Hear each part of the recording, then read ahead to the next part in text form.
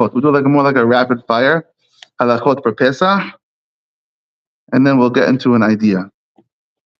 Okay, this was an actual question asked for me. Someone in the community in our shul is engaged. Tonight's an engagement party, and he's engaged to Ashkenaz person, I think. One, no? You know? And his question was, no, he's engaged to a Sephardi, I think, but he's Moroccan. And they don't do rice on Pesach. So he wants to know, when he goes to his in-laws' house, is he allowed to eat from the pots? And so it's a question that's asked a lot. No? You should bring one of those disposable or something like that. Or maybe the whole food. The whole kitchen is rice here, rice there. Nehemiah? Person can have the right. Very good. It's going to be yummy. It's better than potatoes, Mordechai. האם מותר לאשכנזים שנוהגים, או מרוקans, האם מותר לאשכנזים שנוהגים איסור באכילת אורז וקטניות בפסח? Ashkenazim, or people who don't eat kitniot, legumes, or rice on Pesach, להתארח בימי הפסח בבית ספרדים, to go to a Sephardi house. ולאכול מתבשיל שנתבשל בכלים שבישלו בהם אורז וקטניות בפסח. Can they eat from pots that cooked rice yesterday or on the holiday, and their dishes is cooking? So the question is, they're not going to eat the rice. That's part of the question. They're not even dreaming about eating the rice. They want to know, can they eat the other stuff? And so I don't want to read the whole thing, but we'll read a tiny bit. A little from the beginning, a little from the end. If you were with us in the Gemara class, I want to say maybe 3 months ago, the Gemara says you're supposed to have 2 cooked foods on Pesach. Now already our seder is already like exact. But in those days, there was more leeway. Do what you want. The Gemara says 2 cooked foods on Pesach. What's an example? The Gemara says, for an example, rice is Pesach. The Gemara says this. So in the Gemara already it says rice on Pesach. Gemara Pesachim, remember the other one? Remember the other one? The other example was fish with an egg on top of it. That's counted as 2 separate dishes. One for like the shank bone, and one the hard-boiled egg. What we do now, the egg, we became very rigid over the years with our Pesach Seder. Everything's OCD. But the egg that we have now, it doesn't say anywhere you have to eat an egg in the Gemara. It's a cooked food. It became an egg. Like Moshe? Yeah. Zecher the Korban Hagigah. But the Korban Hagigah wasn't an egg. Korban Hagigah, right? The Korban was an animal. It became an egg. So, good reason. But in the Gemara, yeah. Why? No. Why? I think you got this from me. I told you this a few years ago. The Rama, Mishnah Berurah, brings down. Ellen, you remember this one? The night of Pesach is always the same day as Tisha B'Av. It's always the same day. And so therefore, this day is going to be the same day as Tisha B'Av. Okay. But there's other reasons as well. But we became very rigid over the years. The Gemara says, the Mishnah says, cooked food. So that she says, put the fish and the egg on top of it. That's too. Imagine someone did this right now. You'd be thrown out of the Seder so fast. Instead of the shank bone and instead of the egg, we have a fish with an egg on top of it. I tried this at my father-in-law's house just to make him crazy. She said, thrown out so fast. Go to the Ashkenaz Seder, he said. Okay. It says the Gemara Pesachim, Shirak Hameshet Minei Dagan Ba'im L'Dei Chimutz. There are only 5 grains that become leavened, that become hametz. Mashiach, what are they? Right? Wheat, barley, spelt, rye, and oats. The 5 grains. Mashiach and orez. What does this word mean? Dohan. Kind of cereal. That's kind of cereal. Oh, the reason the order is already is when you cook it, it's double. Yeah. No, Dalet Vav Het Nun. What is it? Yeah, with a nun at the end. Rice. Dalet. Dalet Vav Het. Let's just go with the rice. Mashenkin orders, unlike rice, she'en b'hem hashash himutz klal.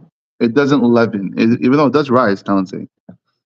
Umutar lebashilan v'le'ochlam b'pesach. The halakha from the Gemara is millet, yeah.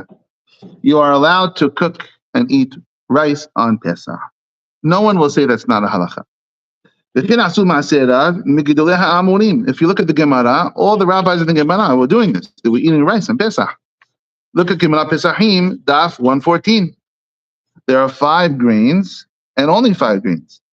The Rambam writes, Hakitniyot kegon orez bedohan ufulim. Fulim is fool. I know fool from our dish and the halabi dish. It's what's it called in English? Yeah, we eat fool during the year. Yeah, I always say you got to be a fool if you don't eat the fool. Is that? But we, huh? Yeah, but how do you say fool in English? Lima beans. Fava beans, because lima beans is Arabic. Lima beans is fasulia. No. But I think No. the fava is the green, the opposite one. You have fasulia? Fasulia is lima beans. Yeah. Huh? You don't eat. You got to be a fool. Then you're not a fool. Yeah. Why would you not be allowed to eat? Your stomach doesn't like fool. No. Are you serious?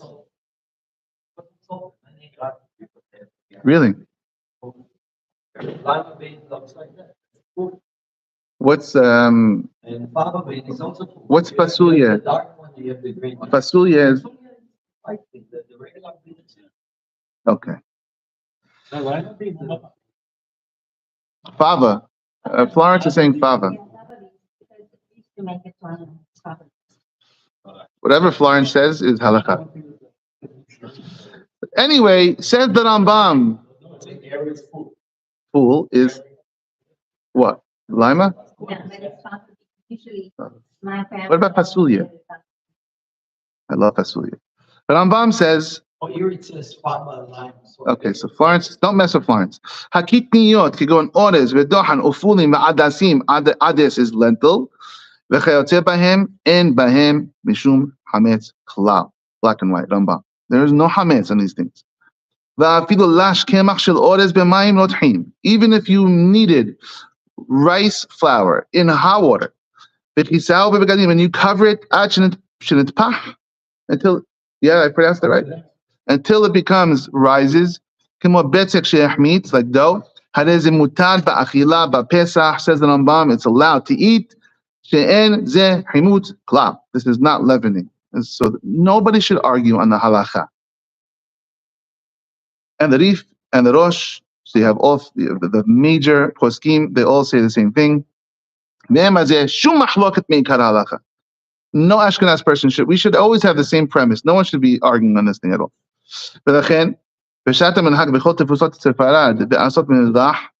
The Sephardic countries, the whole orders. Why not? And says, this is the halakha from Maran Shulchan Aruch. Maran Shulchan Aruch writes in Siman 453, she'ores v'kitniot enam ba'im lidei himutz klal. They don't leaven. Umutar la'asok mehem tabshilim b'Pesach. You can make food for Pesach from these ingredients. However, in the Haggaot Maimoni and in the Mordechai, they write in the name of Rabbeinu Yitzhak Mikurbil. Where's Kurbil? In the Sefer Tzemach, and he says, Kurbil with a kof. Hakitniyot kegon fulim ma'adasim yesh noagim behem isur mele'ochlam b'Pesach. Some have a custom not to eat them. V'chen hayam noheg Rabbeinu Shemuel me'Ivra. Rabbi Shemuel from Ivra, French.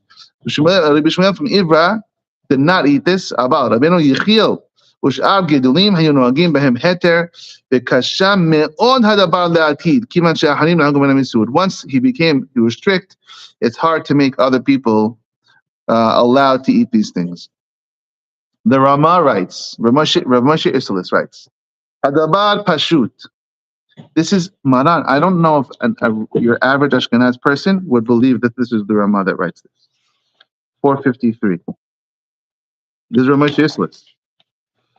He says,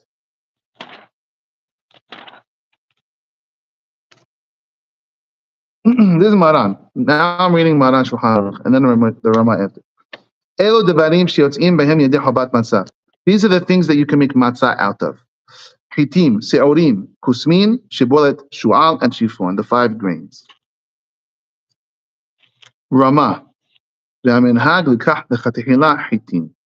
Rama says wheat is preferred, but Maran says you can have spelt matzah, oat matzah, no problem. Abal says, back to Maran Shulchan Aruch, Abal lo be'orez. You can't make matzah out of rice because it's not a grain. If you can't make matzah out of it and it's not a grain, it doesn't become hametz either. You can't have lentil matzah. And they don't also become hametz. And you can cook from these things. Rama, v'yesh osrim. Some people make asud. And the custom in Germany is to be strict. Don't change the custom. Says the Rama, mil pashut. However, it's obvious. If rice fell inside your soup, it's not asud. It's obvious. Rama says it's obvious. I don't know if there's an Ashkenaz person out there that rice fell in the soup, they're going to eat the soup. Would you? Rice fell in your soup? He says it's pashut. It's not really hametz. Can you light from rice oil? Light candles from rice oil on Pesach? Yes, says the Rama. Rama says this. If they fell inside the dish, who cares? You can have rice in the house. You have to sell the rice. You have to sell the beans. Rama, nah, keep it in the house. The chumrah is only to eat it. The chumrah is not to own it.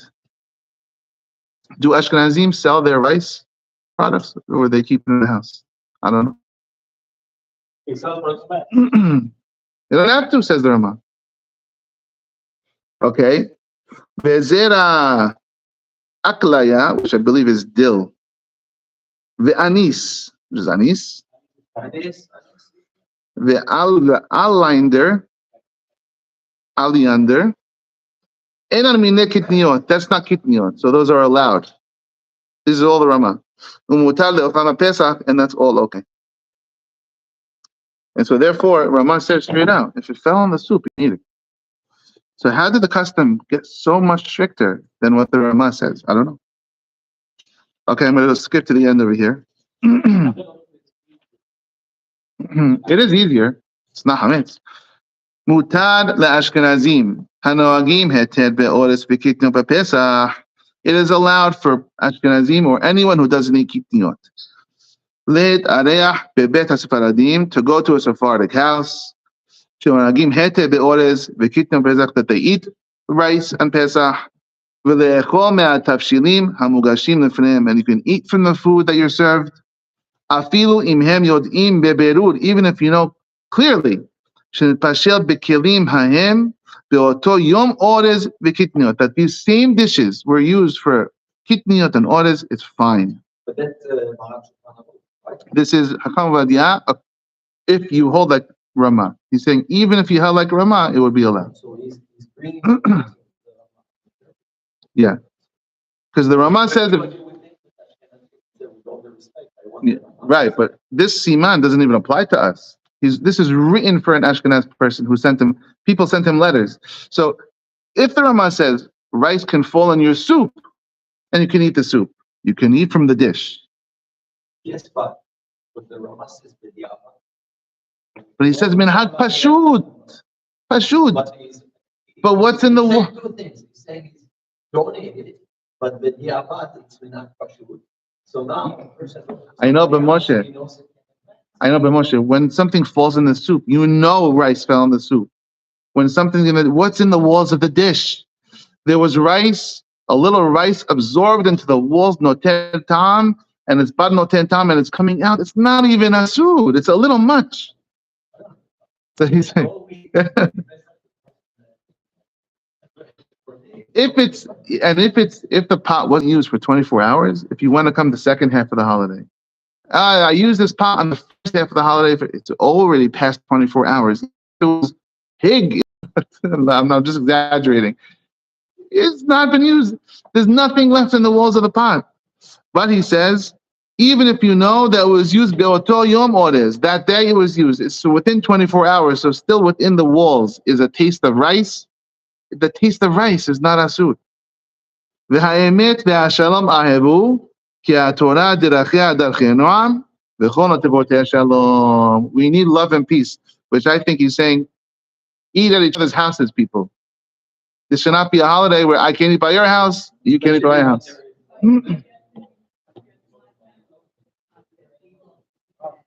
He's talking to you. I have a friend. He won't eat at my house on Pesach.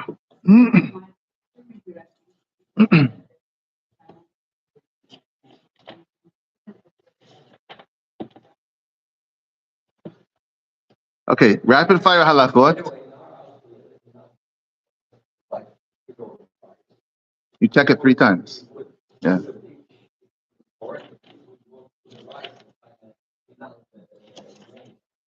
We used to do it.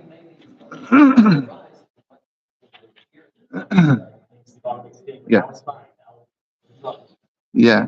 We still have to check it. He holds. You check it.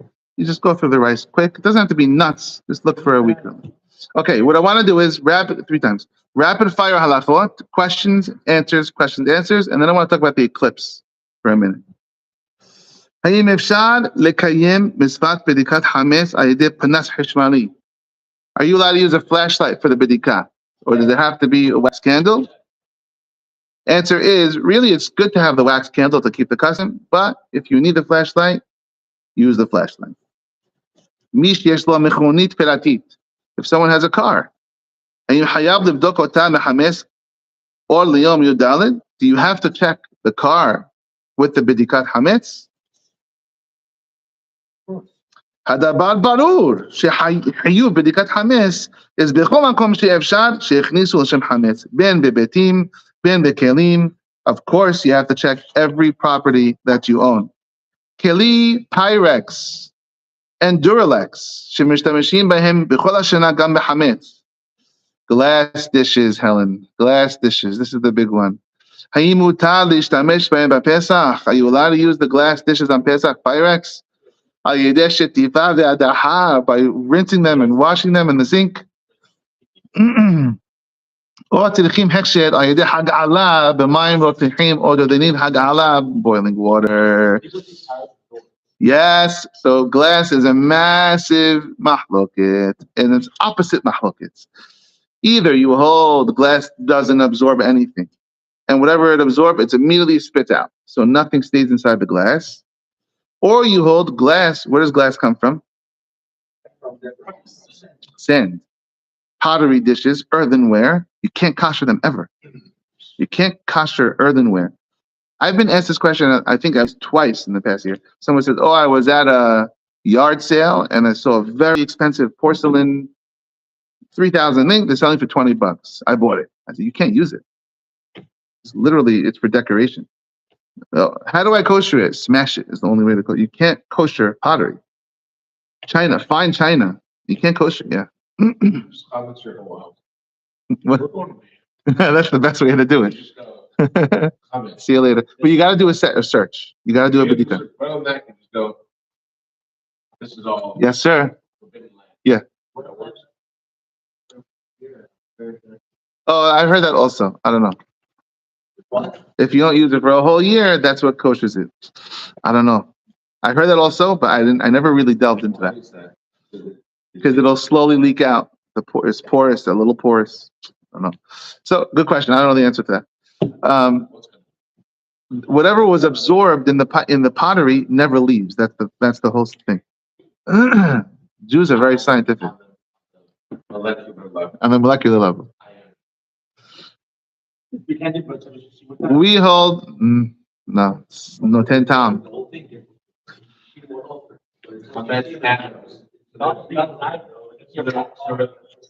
they're from atoms, is that what we're saying? Yes. Okay. Sephardim hold that glass is non-absorbent. And so therefore glass is this magical material. You can use it for meat, use it for milk, use it for pesach, use it for all year round. Glass is wonderful. And Pyrex is made out of glass. And so Sephardim are more lenient on glass. I myself love glass. We use Pyrex for everything in our house. Our main dishes is just a glass set. It's just done. We're just glass. So we're all in on Manat Shulchan Aruch. Ashkenazim hold the opposite. And they have to be more strict on glass. Yeah, everything. I use the glass for everything.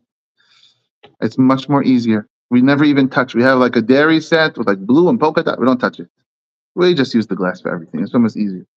That's what you do also. You use glass for meat. Everything. You just wash it. And then Yeah. It's just easier. Chacham Ovadia does say here, but not silverware. That if not silverware, no.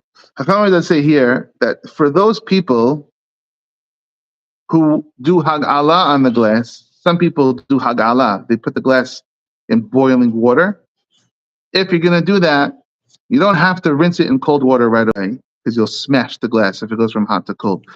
Hag'ala, the custom is once you do the boiling water, if you want to, let's say, take your forks, knives, and spoons, your flatware, you want to make them for pesach. Take a big pot of boiling water on the fire. Once it's on a rolling boil, throw all the cutlery in there. That's how you kosher them. Once it comes out, the custom is to run it through cold water. It's not a halacha, it's just a custom. Because the pasuk says that you should put in the water. But you don't have to do this for the pirate, you'll smash it.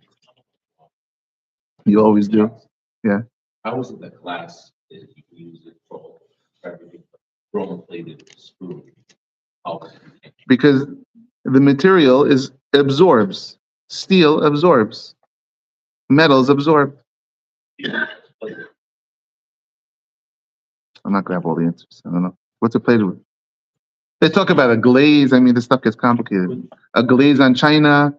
They say some of the glazes are like plastics, and it's complicated stuff. It's above my pay grade. Okay, let's do a couple more, and then I want to talk about the false teeth.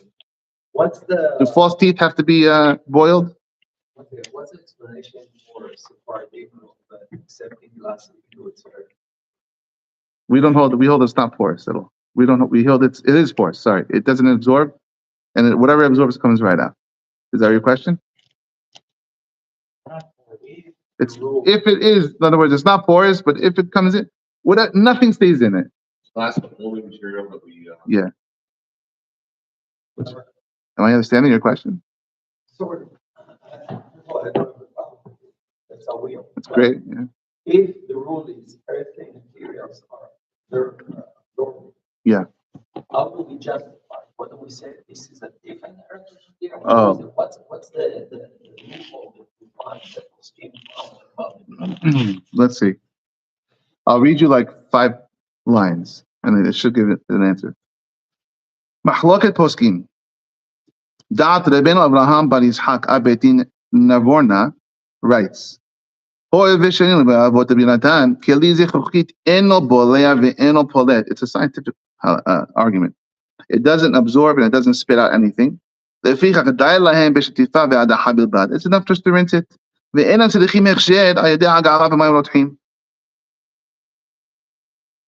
As the Gemara says,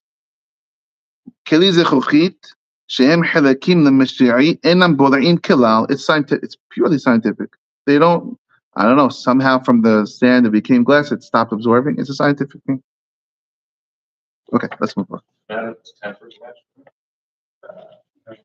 don't think it matters. No. Okay, false teeth. False teeth, you can be lenient and you don't have to do it. Rice on Pesach, we discussed. Listen to this Yabetz. Moshe, remember I said the Yabetz is very colorful? The Yabetz is always very colorful. Like sometimes he just says like crazy things. He writes as follows about rice.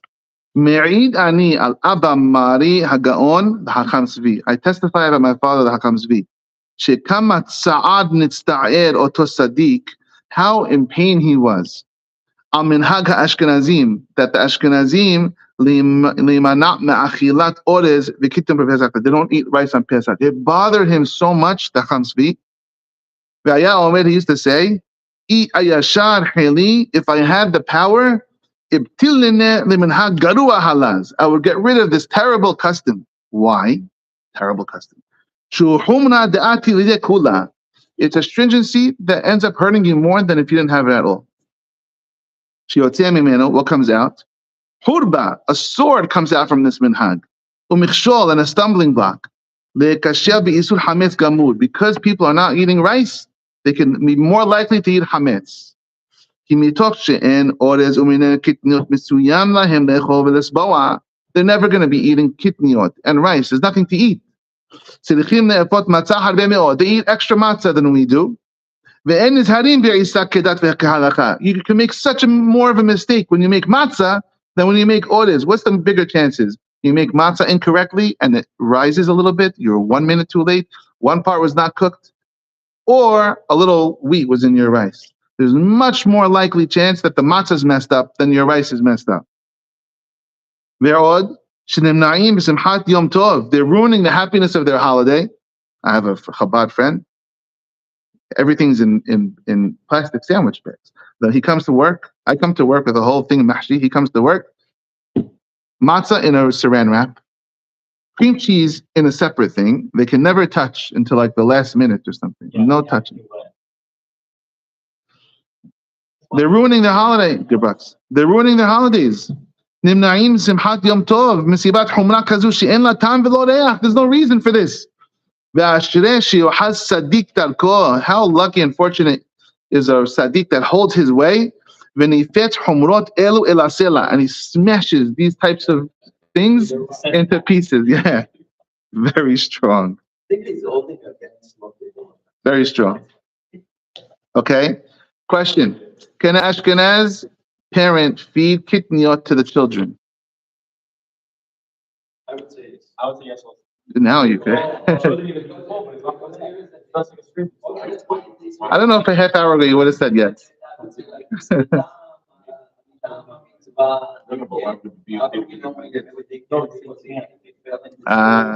But if you didn't know that.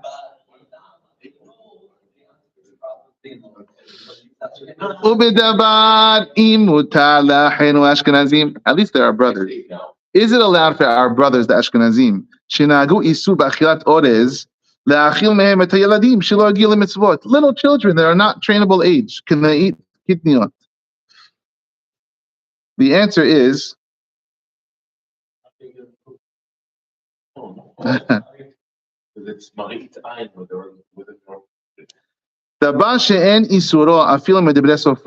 that's not even rabbinically prohibited. It's not forbidden by the rabbis. It's only a offense of a custom. You can't say it's forbidden to give it to little kids that are not trainable age. And therefore, it is allowed to feed to the children. You can feed them whatever they want.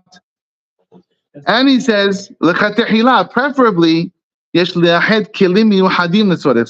special pots just for the kids, so that you don't use them for the adults. Wait. Totally. Like, if all of it is in pods, we both have in pods for like actual law. But it's a ridiculous.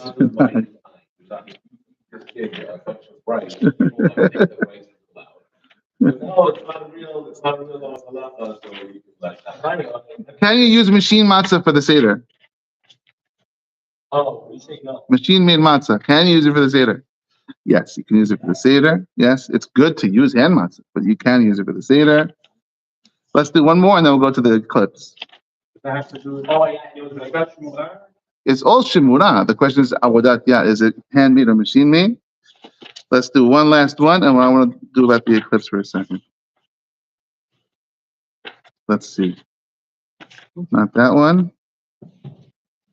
Gebrux. Is Gebrux a real thing? I don't think Gebrux is not a real thing. Okay, let's go. Ready? I want to read you a Gemara. Yesterday, we read Parashat Shemini about the two brothers, Nadav and Avihu, dying on the same day in a tragic event on the opening day of the Mishkan. The Gemara says in Sukkah, page 29.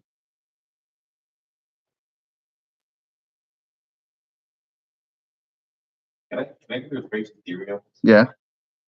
Just very. Yeah.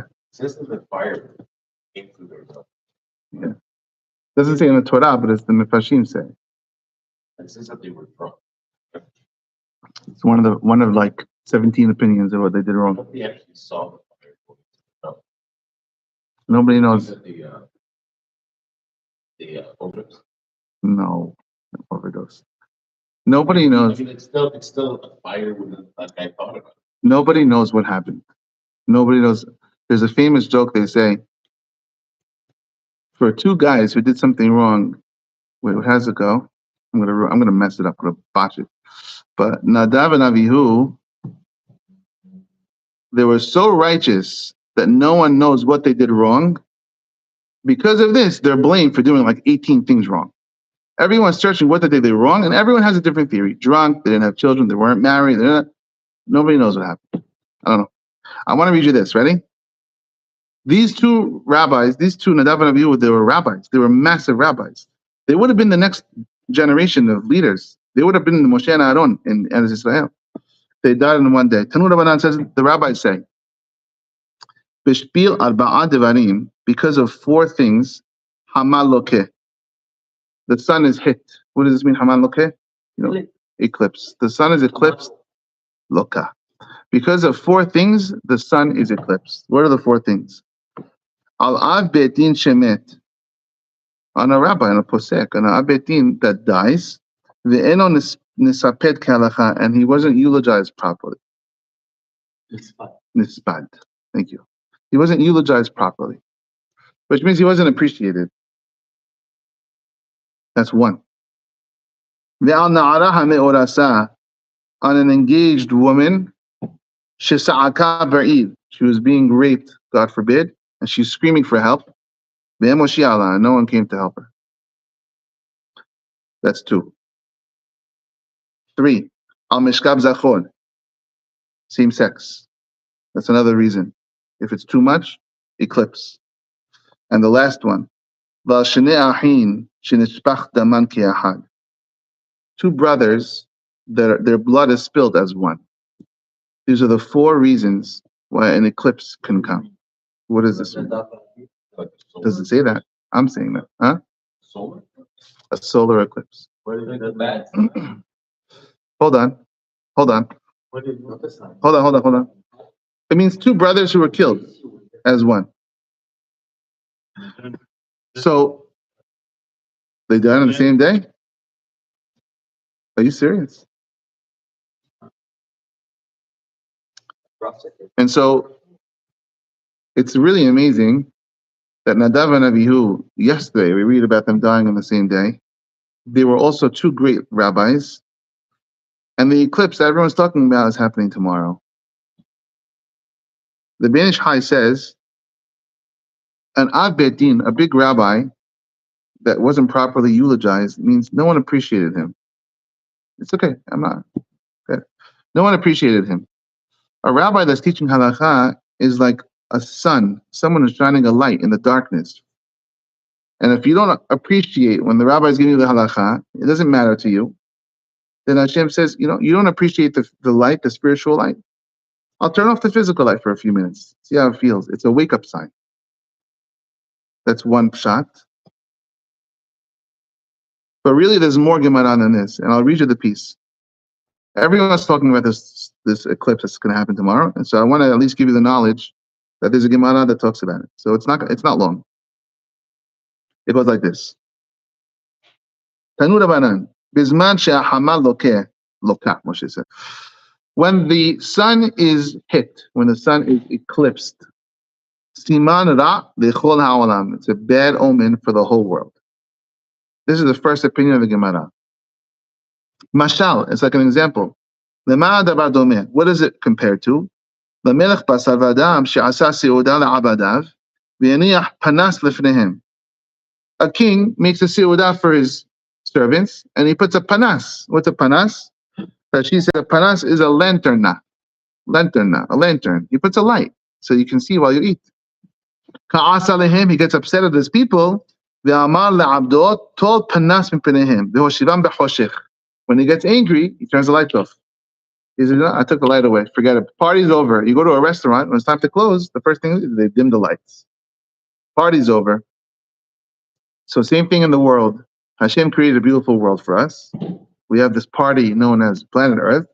When Hashem gets upset, he turns the light off. So the first opinion is when the light gets turned off momentarily, the sun is turned off, it's very bad.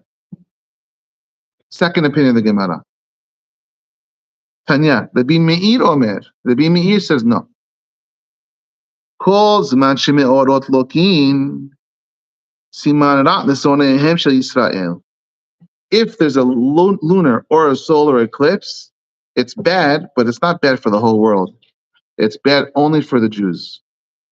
This is what Rabbi Meir says. When it says sonehem shel Yisrael, it means us. Why? Because the Gemara, it's a euphemism. When the Gemara says "Sonehem shel Yisrael," the Gemara doesn't want to say directly bad for us, so it uses like a blind person called Sagina Hod, someone who sees. Finish. Hi, is this? Good question. Finish. Times in a row. Yes. But all of a sudden we're going on this particular date. No. 7 years from now. Danish High has the same exact question. Hold on. Yeah. Hold on 1 second. Why is it bad only for the Jews? Says Rabbi Meir. Because they're well versed in being hit. That's what he said. The Jewish people, they know what it feels like to be hit. So if someone's hitting, it's probably hitting us. Mashal, he also has the mashal. What is it compared to? The sofer. A sofer is not a sofer. A sofer is a teacher, school teacher. The sofer shabal lebet hasefer. He comes to school. He's got the strap in his hand. He's ready to hit someone. Midoeg, who's scared? Which student is scared? Mishiragil, that too. Mishiragil elakot b'choyom vayom hu doeg. The person who's always hit, when he sees the teacher come with the stick, he's like, oh no, he's coming for me again. I'm always the guy that gets hit, which is also the good student. Child abuse. Yes. Child abuse used to be part of the world. What's on the stick? We're like, okay, we get it. But what did Yuval just say? The good student is the one that, if you have a student that's a lost case, why are you hitting him for? There's nothing there. That's child abuse. If you have a student that's a good call, he has a good one, but he's veering off the path, you got to whack him into place. That's not child abuse. That's child help. You're helping him. It's definition of insanity. No, it's not. Insanity would be hitting the bad kid that has no potential. Listen, one of the things I actually know someone who's very, very religious, extremely religious, went to Yeshiva, he went out for a day, rabbi got him smacked the rabbi slapped him across the face. So we've been missing for 3 days or something. That's the day, go down the street, like I said. These days, there's no more hitting. You can't. These days, there's no more hitting. This Gemara, but Avi, these days, it would be a very big mistake to look back at the last 3,000 years of history under the scope of 2024. What we're doing now is an exception to the rule. It's not the rule. The world's been around for. But that is Rahman. Tough love is love. What we're doing now to our kids is not love. It's not love. You're enabling them. It's not. Kids making a mistake. It's not love to give him a trophy when he lost the game. I completely agree. Couldn't agree more. But you also can't. We can't do it these But if the days. kid's doing great, they minus you don't work. These days. Because everyone's so sensitive these days. But they'll call on you, yeah. But in 100 years ago, 20 years ago, 15 years ago, 40 years ago, for sure you hit your kid. You put him in place. That's not child abuse. It's helping him. It's helping the kid. What are you going to let him get away with doing the wrong thing? He's going to do it again. That's not helping someone. No? If your kid... No, absolutely no. What? If your son... If the baby is putting... If the oven is open and it's hot, and my baby is putting their hand on the oven, and I whack it off, is that child abuse? No, of course not. Why? Now you talk about a specific thing in which it touches fire and you get it. It's the same thing. There's physical fire, there's spiritual fire. This is the same thing. If my baby had, not my baby, if someone had not kosher pig, they're about to put it in, oh, what a delicious sandwich. Wait, that's not kosher. What? And you whack his hand away. Is that child abuse? No. I'm not saying it's child abuse, but it's still insane. That's Why is that insane? Because you can do the same thing with positive reinforcement. You don't have to do everything with a whack across the Avi, do you see the children these days? I see my children and they're pretty well behaved, and it wasn't done with a whack across the head. It was the threat of the whack across the head. How old is your youngest child? This one is 14. That's your answer. But he was 2 and 3 and 4 and 7. That was 12 years ago. A lot changed in the past 10 years. Yeah, I don't think 100 years ago, 1,000 years ago. It should have been. Oh, you're Avi. Are you joking me? Oh, I'm very serious. You're saying the two Shalom Amelech. You're saying the two parents, right? Yeah. 1,000 years ago, both want to educate their kid. One parent does it with a stick, and the other one does it in different ways. And the one with the stick is the better way in all cases. No. Not in all cases. Posech shivto, soneh beno. If you hold back the stick, you hate your kid. There's an emotional stick, there's a physical stick, there's a whole bunch of sticks. Akiva, help me out here. It's not necessarily. Well, it's Akiva? it's in the Torah. Hashem said, "Your son is the children. Your son is now obey you. Bring to the judges and do something." And the rabbi said, "No, they never happened, but it's there." I don't understand. If I am a 10-year-old and I pick up a cigarette to smoke a cigarette because my friends are doing it, and he does the same thing when he's 10. My mom says, put the cigarette down. I say, no. Did your kids ever tell you no? Okay, that's not good. Back then, Right? nobody said that. If my mom says, put the cigarette out, and I say, no. And she says, you're grounded, you're this, you're that. I say, I don't care. I'm not doing it. Right? Now, his mom tells him the same thing. Teach him not to smoke. 1 second. Hold on 1 second. Hold on 1 second. Associated with a stick. Hold on 1 second. Some adults will smoke. His mom, hold on 1 second. His mom tells him the same thing. Put the cigarette down. He says, no, same thing. Right? My mom smacks my face, takes a cigarette and smushes it in the floor. Right. And says, you do it again, 2 smacks. Right. His mom says, oh, it's 2024. Sorry. Love is love. I love you. Gives him a whole pep speech, but I'm not going to slap it. But I really think you shouldn't. Nothing between those two Now, spectrums. 15 years, hold on. Like just 50 years later, when his lungs are pitch black, because he's a chain smoker, and my lungs are white and clear, who was nicer to their son?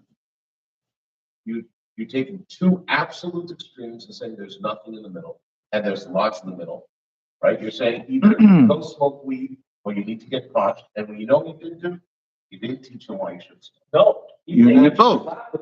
You need both. You need both. You both take this explain that slap. You tell them right. You need both, but you need the stick. You need the stick. Yeah. 10 years ago, 50, 60 years ago, they looked at it for us. Then my mom would look at me with her blue eyes like this. Oh my goodness. Just right. They're not scared anymore. You know why they're not scared? You know why they're not scared? Because they know there's no spanking coming with the look. The look is just a look. Listen, everybody has their own relationship with their home. Thank God, my children not been smacked ever in their life. And when I tell them to do something, it is like it's done. I mean, Avi, without even any what do you call it? have you taken social sciences All of in them. college? All of them. Okay, great. For any study, empirical study, what is the minimum amount of subjects required in the study? This is secular. Usually the number is 10. N 30. Was that? N is population. In studies, N is always population, 30. If any peer-reviewed study in any field, medical, mental, social, emotional, with less than 30 subjects is put in the shredder. Fair. It means zero. It's anecdotal. You have how many kids? 3. That's not 30. It's not fair. You can't be subjective. You gotta be objective. But we have to. I think it is absolutely a. These days. No. I think it is. I think it's not. I don't even think it's poor parenting. I think it's lazy. It's easier to just go to the stick. It's just so. Okay, here's something wrong. Fine. Can I just tell you one thing? Can I just tell you last thing that's really important? You know how you get this is very important. You know how you get a dog to starve itself?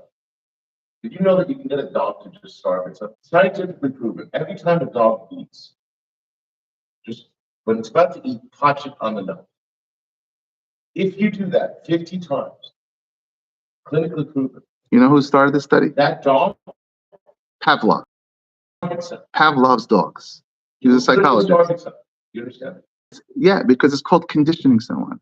There's positive reinforcement and negative reinforcement. Can you read Yeah, Proverbs you kind of 13:24? Read it. Mishleh, Hosech shifto sonei beno, he withholds the stick, hates his child. That one? Okay, straight out, yes. So if they don't listen to the partner, by your law, Can't hear you.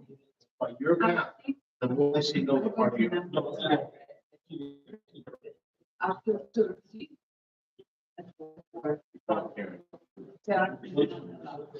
Yeah, it says in the Gemara, after a certain age, you're wasting your time. You're wasting your time. This guy, it's going to hurt. It's going to, Did not start before. yeah, it's too late. So let's say 13, 14. No, once you reach a certain age, it's too late. So does that mean that the more he says no, the harder you have to do it? By that same logic, I would love to meet your parents. you love to. I would love to meet your parents. Okay. Because in my growing up, Rejection and they did report it. you live in a special family. Because in my family growing up, By that logic, the you more need he the says no, the harder you have to hit it. dude. Right. My mom put the fear of God in you. What's that? My mom put the fear of God in you when she looked at you, like he's saying, you did something wrong. Excuse me? Mine too, till today. Get in the shower. Did you say no? Maybe you have a hearing problem. Let me see your ear. And she'd take the ear and drag you across the house by your ear. I listen.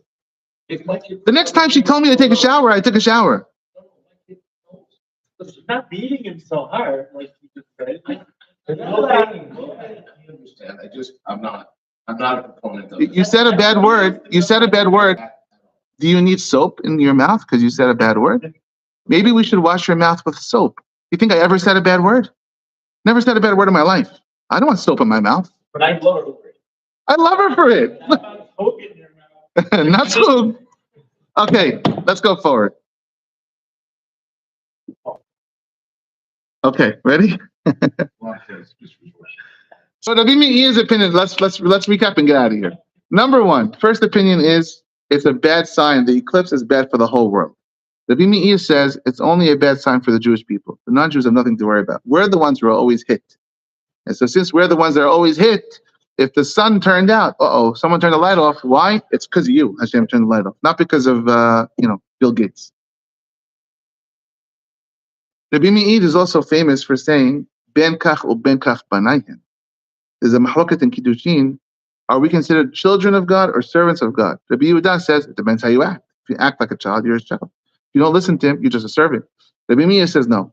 Benkach ubenkach banayim. You're always children of God, which fits this because Rabbi Meir holds everything happens in this world for his children, and you're his child whether you like being his child or not. In addition, Rabbi Meir's name is Meir, which means light. He gives light. And so he definitely says, if the light ever turns off, everyone pay attention. That's Rabbi Meir. That's the second opinion. So far, bad. Okay? Tanur Banan, third opinion. Bizman she'ahama loka, when the sun is eclipsed. Siman ra le'obdei kochavim. It's only bad for the non-Jews. It's the third opinion of the Gemara. It's okay for the Jews. It's bad for the non-Jews. Levana loka, if it's a lunar eclipse, the moon is hidden. Siman ra le'soneihem shel Yisrael. It's bad for us. Why? We go by the lunar calendar. So the moon is really what's important to us. And the goyim go by the moon, the sun. Just to finish the Gemara, if it's eclipsed in the east, it's bad for the people in the east. For the west, it's bad for the west. That she says, this doesn't mean geographic location, that she says, what time of day did the eclipse happen? The east is when it's rising. If it's eclipsed in the morning, it's bad for people in the east. If it's eclipsed towards the end in the west, it's bad for people in the west. What if it's eclipsed right in the middle of the day, like it's happening tomorrow, right? The Emsa in the middle of the sky, it's bad for everyone. Panav domin ledam. If it has like a blood, I think it's called a blood sun. If it's like bloody. Heref ba'alei olam, this war coming, this sword coming to the world. Lesak, if it's a black, like what happens during an eclipse, the sun becomes black. Hitzer ra'av ba'in la'olam, food shortages are coming to the world. Lezu, if it's black and bloody, heref hitzer ra'av ba'in la'olam, both. Okay. Now, the next part is what I read you. The Ben Ish Chai asks Avi's question. The Ben Ish Chai says, I don't understand. Astronomers know exactly when every eclipse is going to happen. How could you say that it's a bad sign when it's on the calendar? And so the Ben Ish Chai says, you're right, it is on the calendar. It doesn't mean it's happening because we're bad, but it does mean that when it happens and the sun turns off, in Shamayim, the accusers have the power to start accusing and making decrees, God forbid. It's a result of the eclipse, not a cause of the eclipse. This is what the Ben Ish Chai says. And so it's a scary time because the light turned off, which means something, God forbid, can happen during that time.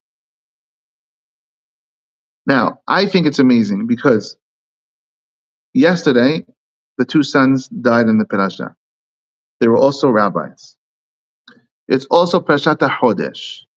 Parashat HaChodesh is for the new moon, which is Tuesday. It's the day before Rosh Chodesh. In addition, the Gemara just said, we go by the moon, and the non-Jews go by the sun. Bnei Israel is compared to the moon. Women are also compared to the moon, which is why women have the mitzvah of Rosh Chodesh, right? Because the moon always renews itself. It's on a cycle, like women have cycles, and every month it starts a new birth, and then it goes away, and the new birth, it's a cycle of life. As a nation, we also have this cycle of the moon. We go down, it looks like we're disappearing, we're gone, they wiped us out, we're back. They can never totally get rid of us. It's just the cycle of the moon. We're compared to the moon, they're compared to the sun. The sun is what gives light to the moon. The moon is just receiving. The moon doesn't have a light of its own. And yet, the moon, the little tiny moon, still has the power to block out the sun for a little while, for us, from our perspective. So the little tiny moon can knock out the huge sun. So according to the pshat of the first pshat of the Gemara, that it's bad for everyone, it's a scary time, which means a little, even though it's on the calendar, a little tefillah, Hashem, don't make it such a bad decree.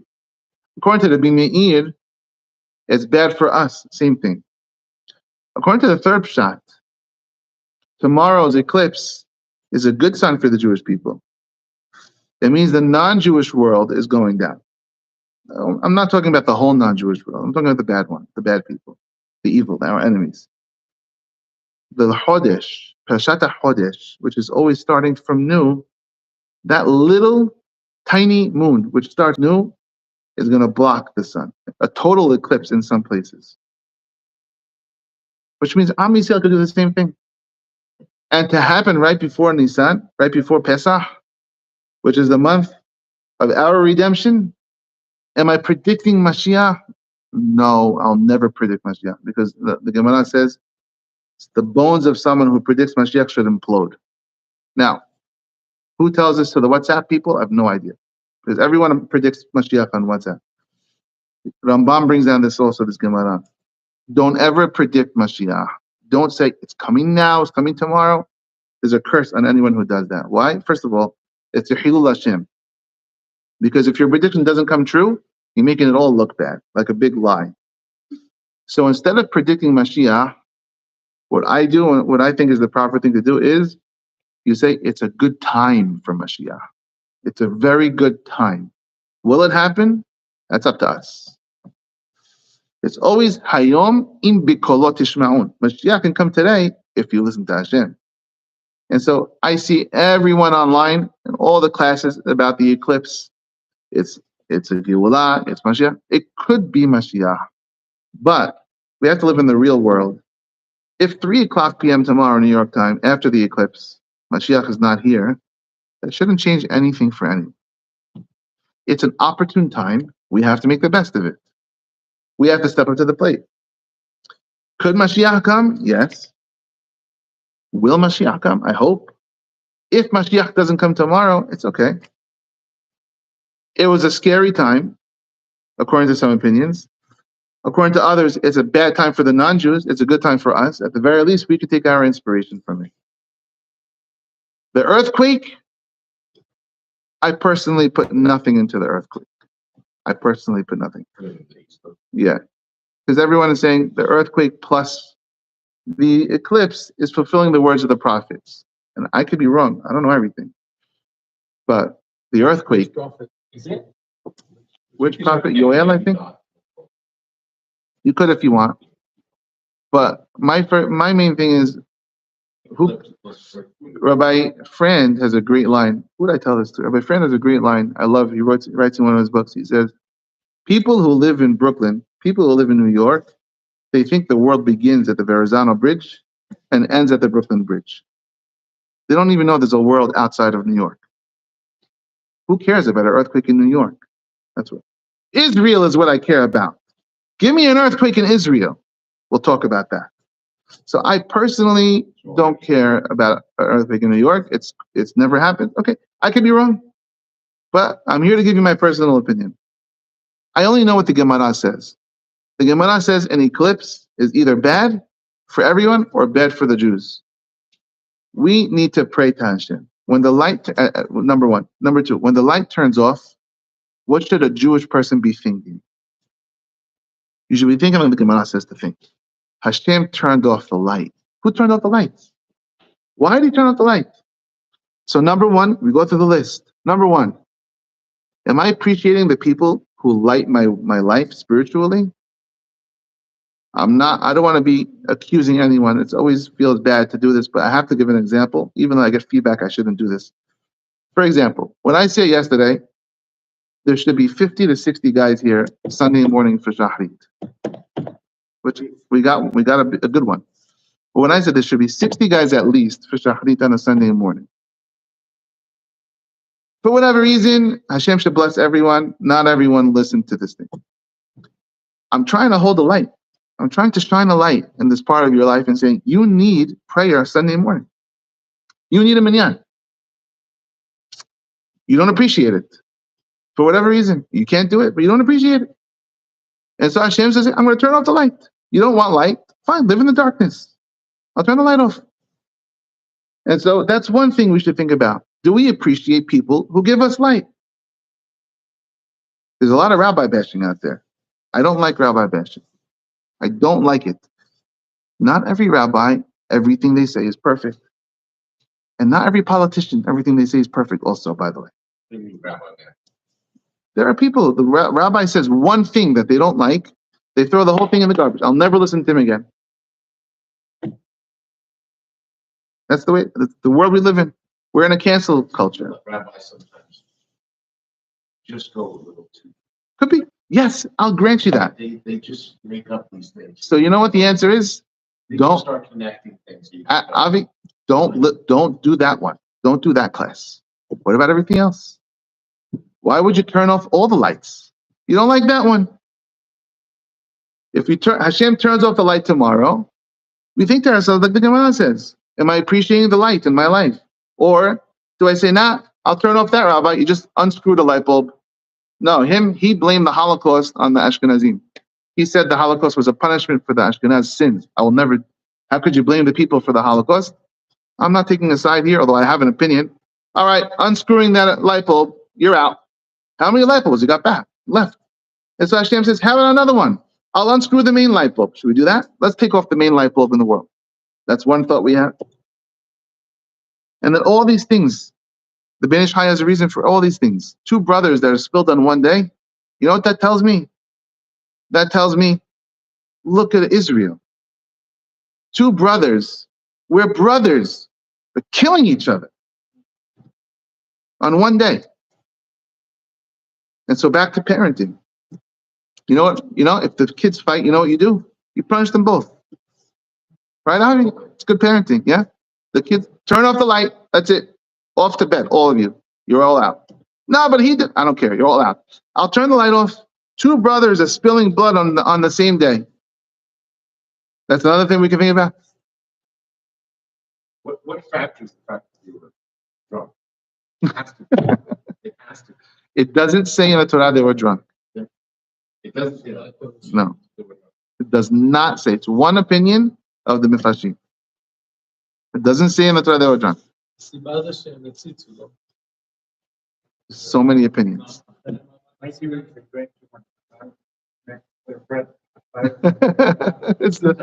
flammable. Now, let me ask you a question. What do that mean?